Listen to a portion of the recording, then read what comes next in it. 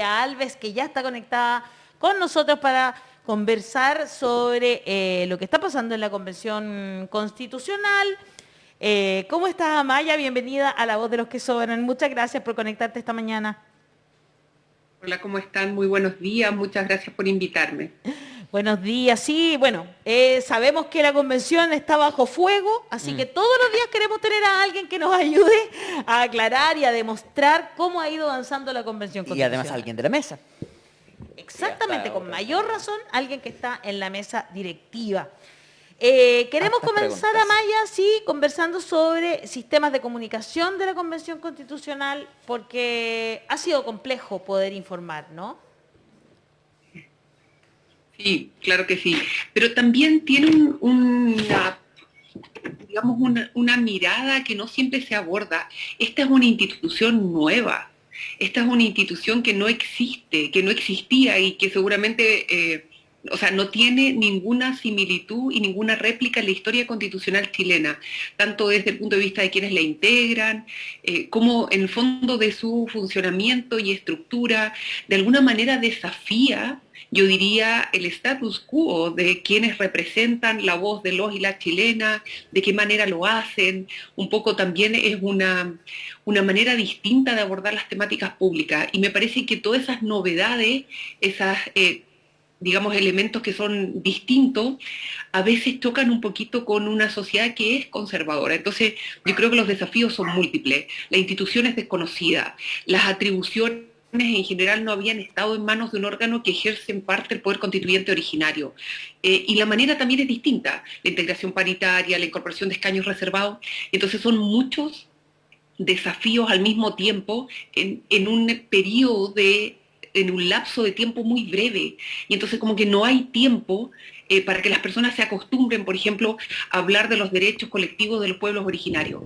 Y además acompaña a eso esta campaña permanente de quienes en definitiva estaban por el rechazo y que al perder el rechazo hoy día están porque no se apruebe la propuesta de nueva constitución y esas personas están afuera de la convención pero también están adentro.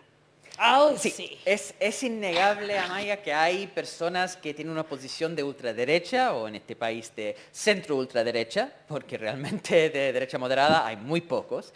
Ese mojigaterismo de decir siempre centro algo, en el caso de la derecha, no se da. En gran parte, y entonces se entiende que sí, acepto 100% que hay un asedio de parte de esos grupos contra la convención, pero también lo que estamos viendo son personas que están asociados con la antigua concertación, que están uniéndose a esa misma A posición. ese Personas que sabotaje. no eran necesarias, sí, ese sabotaje, pero Sabotaje. esas personas no estaban inicialmente en la posición de rechazo, sino que estaban esperando, querían una constitución bastante más similar, creo yo, a la de 1980, pero tenía cierta apertura a la posibilidad de que la convención no fuera tan radical.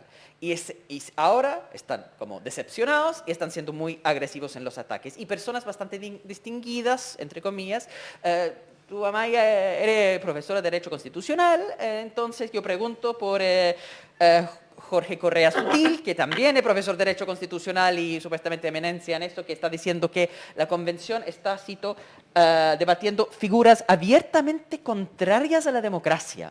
Bueno, yo tengo mi opinión sobre eso como cientista político, pero me gustaría saber tu opinión como abogada constitucional, porque habla específicamente del referéndum revocatorio.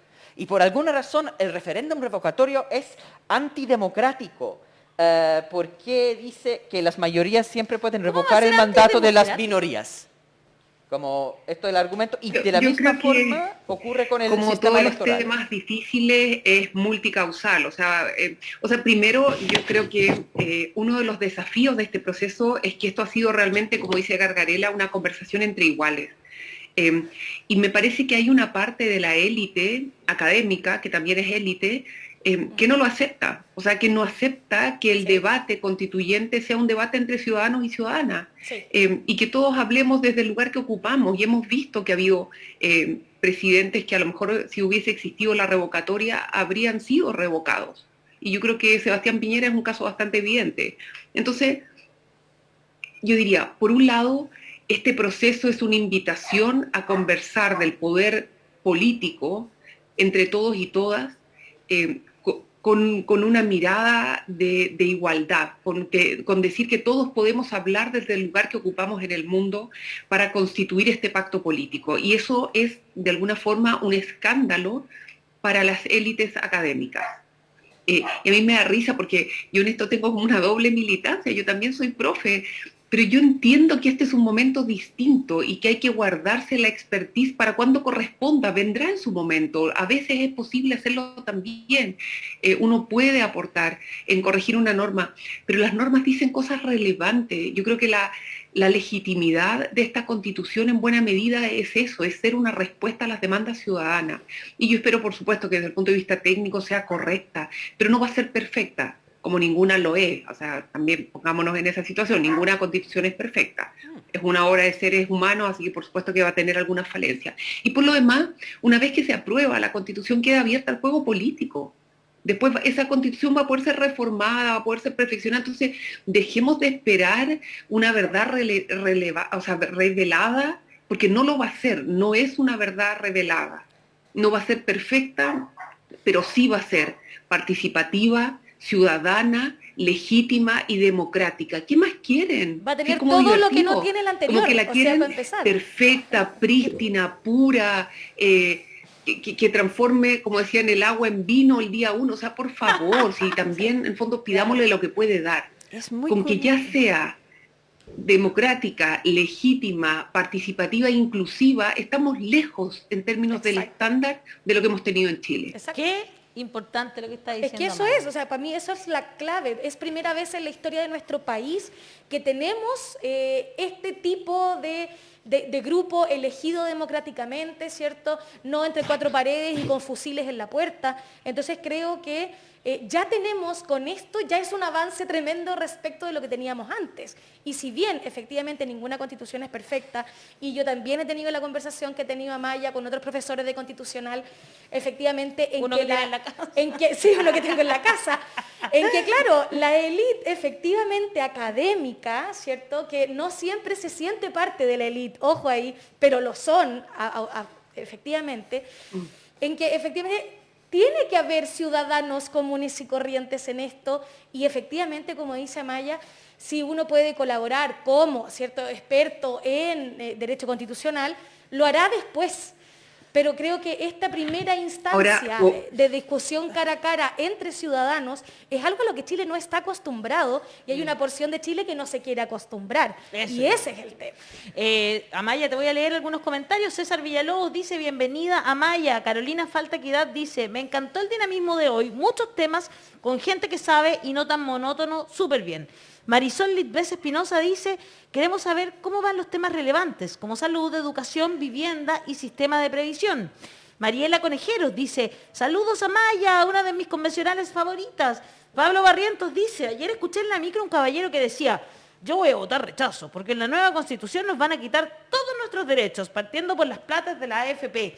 Oye, que nos ha costado ese tema, por más que uno lo dice, oiga, no le van a quitar la plata, Nadie le va nada a que quitar ver. su plata, nadie. Dios mío, pero ha sido una campaña del terror porque se ha instalado ahí. Amaya, ¿querías hacer un comentario? Tú querías hacer un comentario recién. Sí, yo quería decir que, no obstante lo que ya señalé, eso no significa que nosotros no trabajemos todo el tiempo con mucho apoyo de muchos expertos. Exacto. O sea, no, lo que pasa es que es un poco la manera de hacer la conversación constituyente. La conversación política es una conversación entre iguales, pero en la construcción de las normas todos tenemos equipos, todos Exacto. tenemos asesores, todos preguntamos. Yo creo que hay un alto grado de responsabilidad. Todos llegamos a las reuniones con asesores legislativos, que son personas que de verdad saben. Y además yo diría, y en esto hay que reconocerlo, tenemos mucho apoyo de académicos, colegas generosos, que pro bono y por afecto y porque creen en el proceso, dedican, yo diría, sus fines de semana y sus horas libres a revisar normas.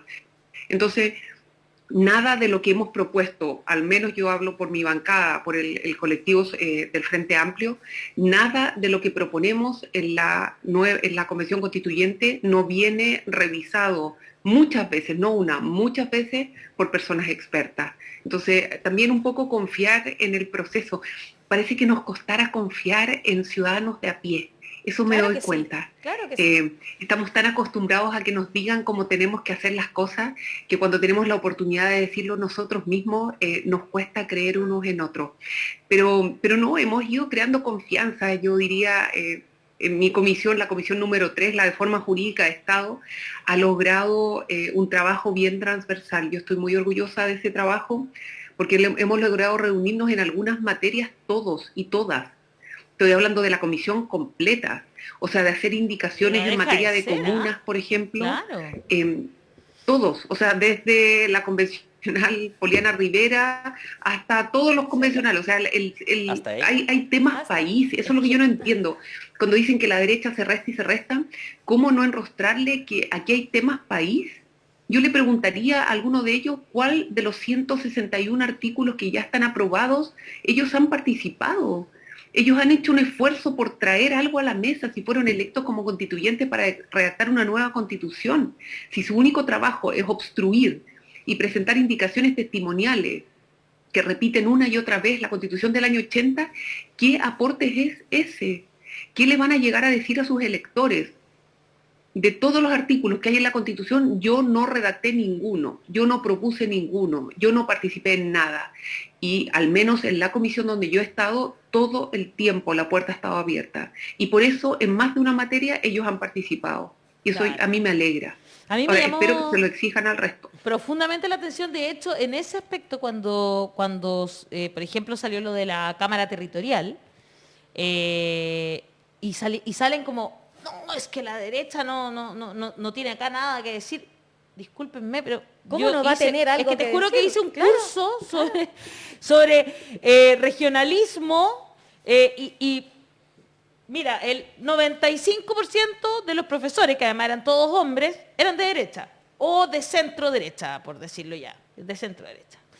Pero, de verdad, o sea, y me estaban hablando sobre la Cámara Territorial. ¿De qué estamos hablando entonces? Era el señor Bombaer, ¿cachai? Sí, No claro. era exactamente de izquierda el ¿no? caballero, ¿no? Heinrich von Baer no es de izquierda y es Por uno eso. de los mayores potenciadores de la De regionalización exacto. en el país. O sea, y hace De 20 Temuco, años. pues, de la UFRO. De claro. la UFRO, fue rector de la UFRO y te digo, lleva 20 años Heinrich von Baer tratando de impulsar Entonces yo decía, ¿de qué están regionalización. hablando? ¿De qué están hablando cuando dicen que no está en la idea de derecha ahí? Si esa es una idea que en gran parte es transversal, como dice Amaya. No voy a decir que es de derecha, pero es transversal.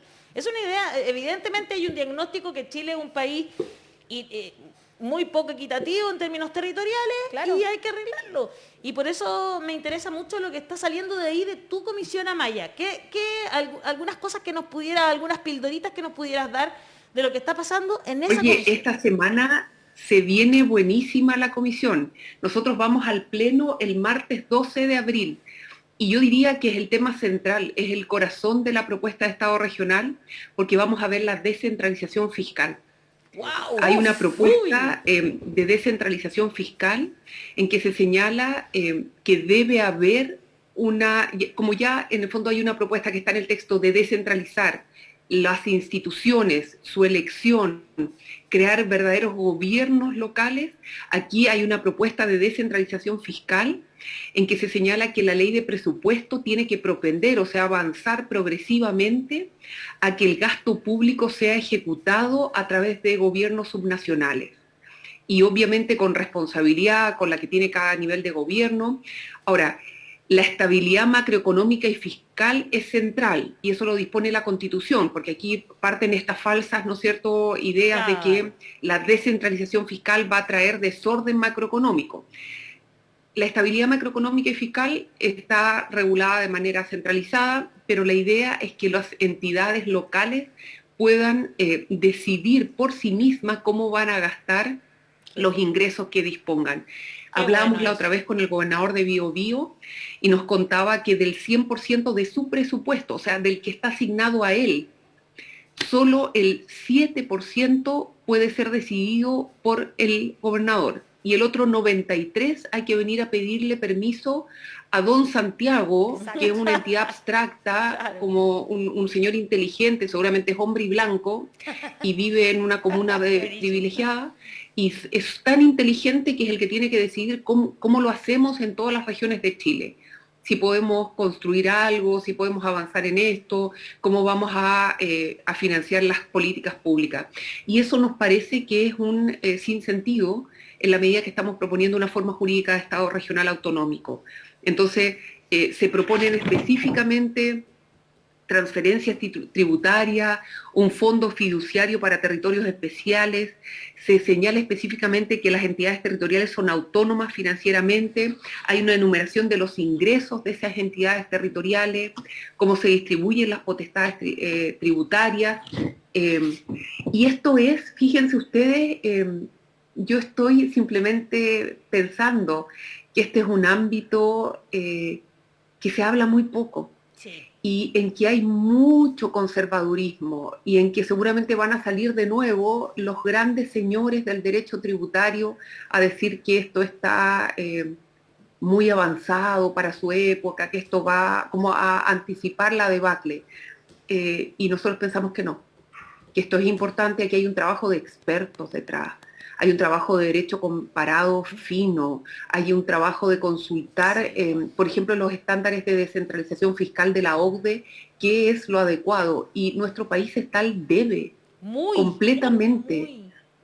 Así es que se viene intenso, se viene muy interesante, yo espero que se apruebe esta descentralización fiscal, y entonces que podamos justamente modernizar nuestro sistema fiscal y tributario, y adecuarlo a la propuesta de Estado regional. Qué interesante lo que nos está explicando Amaya y tan clara para la explicación, mi querido Hassan. No, es que ese es el tono académico. Me gustó mucho la frase inicial de la Amaya, ¿no? Que habló de doble militancia como profesora. Se nota. Es importante cuando hablamos de descentralización fiscal que se cambie, los componentes del gasto se determinan a nivel local. El tamaño total se tiene que determinar a nivel global, nacional por cuánto está el ingreso. Ya esto es importante, yo tengo mucha confianza en el debate que va a dar en la convención, pero todavía me sigue llamando la atención el tono poco académico, el tono poco como serio de los comentarios como los de Correa Sutil.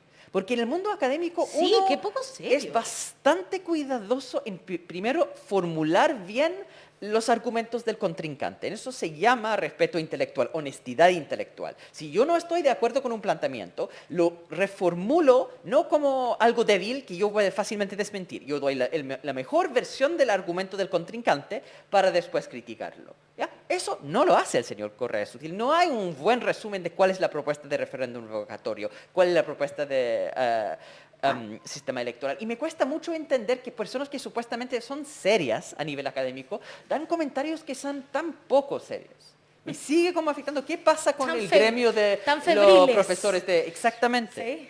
Sí. Tan falta como esa seriedad académica. ¿Qué está pasando con el gremio de los profesores constitucionalistas entonces?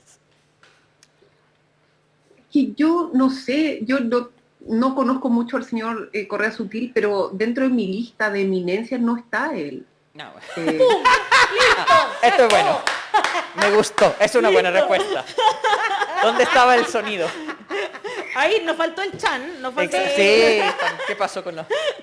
No, porque, a ver, yo me dedico al derecho constitucional y cuando yo quiero conocer cosas en relación al derecho constitucional, uno va a quienes tienen publicaciones recientes de prestigio en este punto. Yo leería en género a Yanira Zúñiga, en temas del Tratado de Derechos Fundamentales a Pablo Contreras, leería a Domingo Lovera, a Constanza Salgado en temas de derecho constitucional, y aparte de los constitucionalistas que tenemos en la propia convención. Está Jaime Baza, Cristian Viera, Fernando Atria, o sea, personas que han llevado el debate. Por eso yo digo, también a veces uno busca muy lejos cuando quizás en la propia convención hay un debate interesante que por supuesto tiene que mezclar esto del debate ciudadano que estamos dando con un debate más académico. Fíjense que quien sería muy interesante conocer su opinión es la del ministro de Hacienda. El ministro de Hacienda fue un experto en descentralización fiscal cuando trabajó en la OCDE. Así que yo espero que los medios de comunicación le pregunten justamente cuál es su opinión de nuestra propuesta, que en el fondo es la propuesta de la comisión número 3, o sea, una propuesta oficial que ahora sube al pleno y que va a ser debatida el próximo martes. A mí me gustaría mucho saber su opinión, porque sé que él sabe mucho del tema. y creo que él tiene un prestigio bien ganado que podría ayudar, ¿no es cierto?, un poco a poner el debate en su justo lugar. Porque tú tienes razón que de alguna manera la derecha, la obstruccionista, llamémosla la derecha obstruccionista, porque tampoco es toda la derecha, sería injusto no hablar de una derecha que ha sido dialogante, que ha participado de las indicaciones y que ha apoyado una buena parte de ella. Pero la derecha obstruccionista, la verdad es que lo que hace es puras caricaturas y a veces caen incluso en ataques personales, y eso es muy penoso. El nivel de ese debate, al menos dentro de la convención, a veces en las palabras es muy penoso. Qué buena respuesta, Amaya. La vamos a subir a redes, sin duda. Pero con la edición para que aparezca el Chan, El Chan, justo en el el momento mismo correcto. Exactamente. Pero ¿ustedes creen que yo decir, necesito "In your nuevos face". enemigos? Todos en esta vida necesitamos No, y nuevos es verdad. enemigos, por Sí, supuesto. Sí, si es por decir la verdad, Maya. Preferible tener enemigos. Los archienemigos nos refrescan. Es muy hoy triste día- que los cabros chicos siempre tienen enemigos. Y cuando uno va envejeciendo, uno tiene cada vez menos enemigos. Eso es triste. En cambio, nosotros hemos aumentado Hemos nuestros aumentado. enemigos. Sí, podríamos estar. Oye, a mí me pasaron en ese curso que hice en el verano, porque lo que decía Marcel sobre, efectivamente, lo que pasaba en la OCDE y cómo Chile era uno de los países que estaba más atrasado justamente en la equidad territorial, que es tan, pero tan importante y lo vemos todos los días. Yo soy concejala, no sé si tú también sabes, Amaya, y para mí es fundamental lo que pasa en tu comisión, así que voy a seguir ahí, pero muy, muy atenta y muy de cerca ese debate la próxima semana ahí en el Pleno. Te mando un abrazo enorme y te agradecemos muchísimo tu claridad y tu... Hasta divertida estuviste hoy día, Amaya, ¿qué quieres que te diga? Te ganaste un momento. Muchos momentos. Muy bien, momento. que estén muy bien. Yo los felicito por el trabajo que hacen, de verdad, súper bien, comprometido, reflexivo, crítico. Yo creo que necesitamos eso, crítico con altura de miras, así que súper bien también. Muchas gracias. Un abrazo para ustedes. Muchas gracias, un abrazo para ti también. Nos estamos viendo por ahí por los pasillos de la convención. Ojalá que un día Eso. no almorcemos ahí con Stingo. Y que nos juntamos a almorzar de repente por aquí cerquita Yo estamos voy nosotros. hoy a hacer cosas. Muy bien, entonces un abrazo para ti, muchas gracias. Chao, chao, que esté muy bien.